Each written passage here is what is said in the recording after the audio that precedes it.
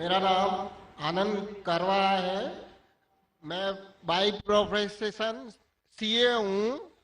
मैं डॉक्टर जाकिर साहब को दुबई से जानता हूँ। वहाँ पे मेरा एक मुस्लिम फ्रेंड था, उसने आपके बारे में मुझे बताया था। मैं आपका शुक्रिया अदा करना चाहता हूँ कि आपने इस्लाम के बारे में बहुत सारी भ्रांतियों को दूर किया है। मेरी मुसलमानों के बारे में जो अच्छी बातें हैं वो ये है कि मुसलमान लोग ज्यादातर झूठ नहीं बोलते हैं, किसी को धोखा नहीं देते हैं, दूसरे का पैसा भी नहीं खाते हैं। लेकिन मुझे एक बात मुसलमानों से कहनी है कि वो लोग गाय का मांस क्यों खाते हैं। आनंद भाई ने सवाल किया।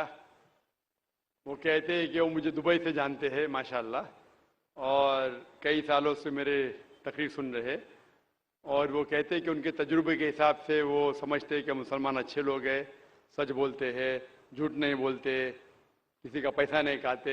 लेकिन एक उनको मुसलमानों के बारे में एक चीज जो खटकती है कि मुसलमान गाय का गोश्त क्यों खाते, वो उनका सवाल है।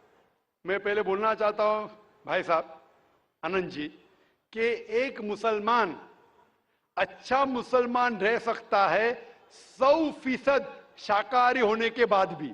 अ Muslim can be a good Muslim even by being a pure vegetarian. शुद्ध शाकाहारी होने के बाद भी एक मुसलमान 100% अच्छा मुसलमान रह सकता है। लेकिन क्योंकि अल्लाह सुब्हाना व ताला हमारा रब, हमारा खालिक, कुरान मजीद में अल्लाह ताला फरमाते हैं, सूरह मायदा में सूरा नंबर 5 आयत नंबर 1 में अल्लाह ताला फरमाते कि आप उन 4 पायों जानवरों का गोश्त खा सकते हैं जिनकी हमने इजाजत दी है।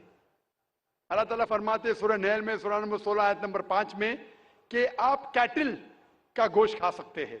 कुरान में जिक्र आता है सूरह मोमिनून में सूरा नंबर 23 आयत नंबर 21 में कि आप कैटल में से आपको मिलता है दूध, उनमें से मिलती है आपको गर्मी, और आप इनका गोश्त खा सकते हैं। तो जब अल्लाह सुब्हाना व तआला हमारा खालिक, हमारा मालिक कहता है कि आप गोश्त खा सकते, तो क्यों हमें नहीं खाना चाहिए। मैं आपको कोशिश करूंगा बताने के लिए कि आज की साइंस ये कहती है कि हमारे जिस्म में हमको प्रोटीन की जरूरत है, कम से कम 23 एमिनो एसिड की जरूरत है। यही 23 में से 8 एमिनो एसिड हमारे जिस्म में नहीं बनते। उसके लिए फर्ज है कि ये हमारे खाने में हमें ये एमिनो एसिड मिलना चाहिए। कोई भी शाकाहारी, कोई भी भाजी पाला नहीं है जिसमें आटों के आटो एमिनो एसिड मौजूद है। फ्लैश में, गोश्त में आटो एमिनो एसिड मौजूद है।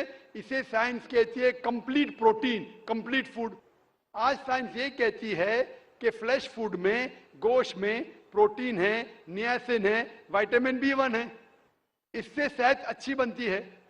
और आज आप देखेंगे जो जानवर जो शाकाहारी होते हैं, जो सिर्फ भाजी पाला खाते हैं, भेड़, बकरी, गाय, आप देखेंगे इन जानवरों के दांत इनके चपटे हैं, उनके पास हर्बीवोरस सेट ऑफ टीथ है। ये सिर्फ भाजी पाला खाते, गोश्त खा ही नहीं सकते। जब आप देखेंगे मांसाहारी जानवर के दांत, शेर बब्बर, चीता, उनके नोकीली दांत होते हैं।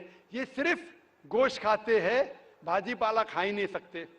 जब आप अपने दांत आईने में देखेंगे तो भगवान ने, ईश्वर ने, हमारे खालिक ने हमें दोनों दांत दिया है, चपटे दांत भी दिया है और नोकीले दांत भी दिया है। अगर हमारा ईश्वर चाहता था कि हम सिर्फ भाजी पाला खाए तो ये नोकीले दांत क्यों दिया?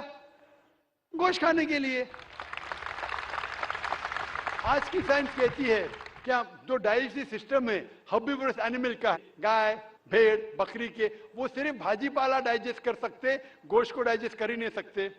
जो डाइजेस्टिव सिस्टम कार्निवोरस एनिमल का है, चीता, शेर, शेर बब्बर, ये सिर्फ गोश्त डाइजेस्ट कर सकते हैं, भाजी पाला नहीं। लेकिन हम इंसानों को अल्लाह ताला ने, हमारे ईश्वर ने स्मॉल इंटेस्टाइन भी दिया है, बिग इंटेस्टाइन भी दिया है। हम भाजी पाला भी डाइजेस्ट कर सकते, गोश्त भी डाइजेस्ट कर सकते। अगर हमारा ईश्वर चाहता था कि हम सिर्फ भाजी पाला खाए, तो हमें ये डाइजेस्टिव सिस्टम क्यों दिया जो गोश्त को भी डाइजेस्ट कर सकता है? तो साइंटिफिकली हमारा जिस्म, हमारे ईश्वर ने ऐसा बनाया है कि हम भाजी पाला भी खा सकते हैं, गोश्त भी खा सकते हैं। और बहुत लोगों को गलत फहमी है कि हिंदू मजहब में गोश्त खाने की ममानियत है। भाई आप हिंदू है ना? हिंदू है। आपके नाम से लगता है आप हिंदू है। हिंदू है ना सर? जी, हिंदू ही है। आप हिंदू है ना? हाँ। हाँ, बिल्कुल सही। आपके नाम से लग रहा है, आनंद आपका नाम है, आप हिंदू है। आपको गलत फहमी होंगी कि हिंदू मजहब में गोश्त खाना हराम है। आप जब हिंदू मजहबी किताब पढ़ते हैं, आपकी मजहबी किताब में लिखा है कि गोश्त भी खा सकते हैं, मांस भी खा सकते हैं और बीफ भी खा सकते हैं, गाय का गोश्त भी खा सकते हैं। आप जब पढ़ेंगे मनुस्मृति चैप्टर नंबर 5, अध्याय नंबर 5, श्लोका नंबर 30 में लिखा है कि अगर खाने वाले जानवर, अगर खाने वाले मखलूक उस चीज को खाती है जो खाने वाले जानवर है, तो आप कोई गुनाह नहीं कर रहे, क्योंकि ईश्वर ने कुछ मखलूक को बनाया है खाने के लिए और कुछ मखलूक को खा जाने के लिए। Some to eat and some to be eaten. तो अगर आप खाने वाले जानवर खाते हैं तो गुनाह नहीं कर रहे। लिखा है मनुस्मृति में अध्याय नंबर 5 श्लोका नंबर 31 में कि अगर आप पूजा के लिए जानवर को कत्ल करते हैं तो कोई गुनाह नहीं करते। लिखा है मनुस्मृति में अध्याय नंबर 5 श्लोकान नंबर 39 और 40 में कि ईश्वर ने कुछ जानवर को बनाया है पूजा के लिए, सैक्रिफाइस के लिए। तो killing in sacrifice is not killing. तो कत्ल करना पूजा में कत्ल नहीं है। तो मनुस्मृति के मुताबिक आप गोश्त खा सकते हैं। फिर आप जब मुताला करेंगे महाभारत का, महाभारत में अनुशासन पर्व में अध्याय नंबर 88 में युधिष्ठिर, पांडव के 5 भाई थे। आपने युधिष्ठिर का नाम तो सुना होगा। युधिष्ठिर जो पांडव के 5 भाई थे, युधिष्ठिर पांडव में सबसे बड़ा भाई था। वो पूछता है भीष्म से कि हम यज्ञ में, पूजा में क्या खाना दे ताकि हमारे परदादा खुश होंगे। तो भीष्म कहता है अगर हम यज्ञ में, पूजा में चावल, बार्ली, सेब, भाजी पाला देंगे तो हमारे परदादा 1 महीने के लिए संतुष्ट रहेंगे। अगर हम मछली देंगे तो 2 महीने के लिए, अगर गोश्त देंगे 3 महीने के लिए, अगर खरगोश देंगे तो 4 महीने के लिए, अगर बकरी देंगे तो 5 महीने के लिए, अगर सुअर देंगे तो 6 महीने के लिए, अगर परिंदा देंगे तो 7 महीने के लिए, अगर हिरन देंगे तो 8 महीने के लिए, अगर बैल देंगे तो 11 महीने के लिए, अगर गाय देंगे तो पूरे 1 साल के लिए हमारे परदादा संतुष्ट रहेंगे। 1 साल। क्या दूध की बात कर रहे हैं सर? आप बफेलो देंगे, बफेलो तो 12 साल के लिए, अगर राइनोसरस देंगे या रेड मीट, लाल गोश्त, तो हमारे परदादा हमेशा के लिए संतुष्ट रहेंगे। पूरा मेन्यू है महाभारत में, हिंदू किताब में पूरा मेन्यू है। क्या चाहते हैं? भाजी पाला, मछली, गोश्त, खरगोश, हिरन, बीफ, बड़े का छोटे का सब है। आप अगर वेद पढ़ेंगे, वेद में भी लिखा है कि संत और साधु गोश्त खाते थे, गाय का गोश्त भी खाते थे। फिर आप क्यों कहते हैं कि गोश्त खाना हराम है? क्योंकि बहुत से हिंदू लोग बाकी मजाहिब से प्रसन्न हुए। मजहब से प्रसन्न होने के बाद कुछ मजहब मानते अहिंसा में, और वो समझते हैं कि जानवर को कत्ल करना गुनाह है। क्यों? क्योंकि जानवर में जान है, बाजी पाला में जान नहीं है, पेड़ पौधों में जान नहीं, इसलिए बाजी पाला खाना गलत नहीं है, लेकिन जानवर खाना गलत है। आज साइंस तरक्की कर चुका है और हम जानते हैं कि पेड़ पौधों में भी जान है। तो उनकी लॉजिक जरा बदल गई। हाँ हाँ जाकिर भाई, हम जानते हैं पेड़ पौधों में जान है, लेकिन पेड़ पौधे उनको दर्द का एहसास नहीं है, उन्हें दर्द नहीं होता। पेड़ पौधों को दर्द नहीं होता है और जानवर को दर्द होता है, इसीलिए जानवर खाना बड़ा गुनाह है, पेड़ पौधे खाना कम गुनाह है। आज साइंस फिर से तरक्की कर चुका है।